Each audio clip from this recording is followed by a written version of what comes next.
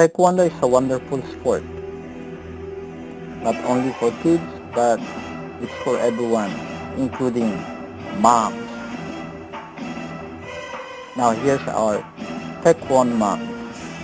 I'm Livinio Adornia. I'm 38 years old. I have 5 kids.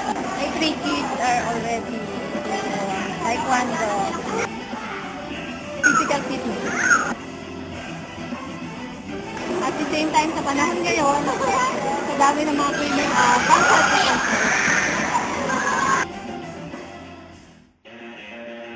Nakaka-nervous sa una. Pero pagdating naman doon, kailangan mo nang harapin kung ano yung kailangan mo gawin. Kaya habang nakikipaglabang ka lang, nawala na yung nervous. Kasi focus ka na kung ano yung dapat mong gawin. I'm Carol De La Cruz. I'm 35 years old and I'm a plain housewife. I have 2 kids. My kids are the one who inspired me to join Taekwondo and my husband. Hello, Go, Carol! Acting!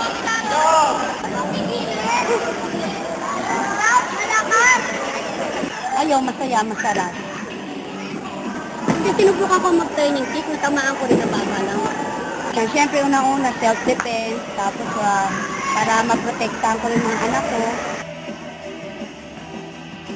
Taekwondo has evolved into a modern sport while still maintaining the virtues and practices of the art of self-defense.